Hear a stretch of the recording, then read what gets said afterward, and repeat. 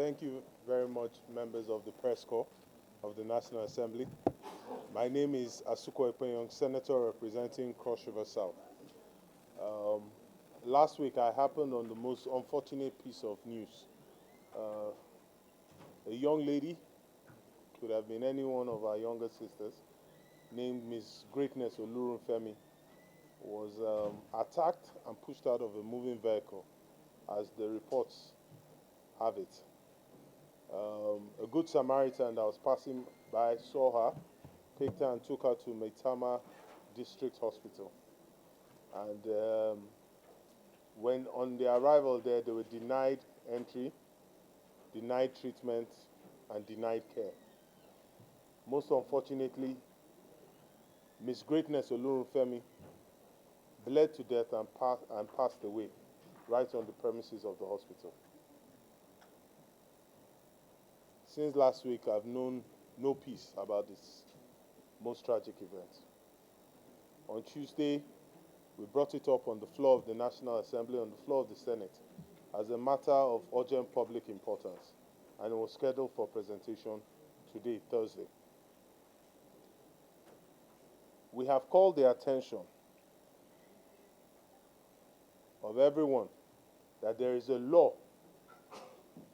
an act of this Parliament, the compulsory treatment of victims of gunshots and other emergencies 2017, which was passed into law, but most unfortunately has not been complied with over the years. My understanding is that Ms. Greatness Olurunfemi was denied medical care while at the premises of the hospital because the hospital was demanding for police report or clearance before treating her. This is a bane on our society and it has to stop.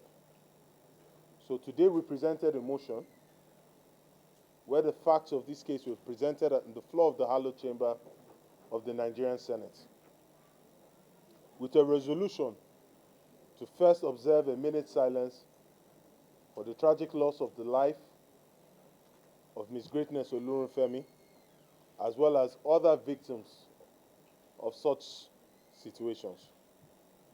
Secondly, we summoned the Inspector General of Police, the Minister for Health, and under an amendment to the second prayer, we also requested for the FCDA, who, from our understanding, own the Maitama District Hospital, to appear before the Joint Committee on Health and Police Affairs to brief the committee, and for the committee to undertake an investigation, a detailed investigation, to ensure that those who are guilty of the loss of life of Ms. Greatness Olurunfemi are brought to book, and that such a tragic occurrence does not happen ever again.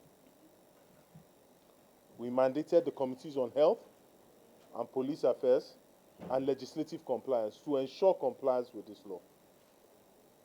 I have made my own decision that following this unfortunate event, that I'll be sponsoring an amendment to the bill to ask for stiffer penalties.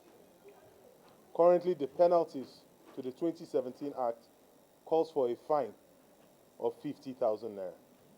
What is 50,000 naira compared to a human life? I will personally push for the amendment of this bill for stiffer penalties to ensure that there is no reoccurrence of such a tragic event. Finally, as a final prayer, the Senate also resolved that the Inspector General of Police and the Ministry of Health do adequate and detailed sensitization of the security formations as well as the hospitals to ensure that they understand and comply with the Act as passed in 2017. Thank you very much. I'll take your questions if any. Thank you very much. Question.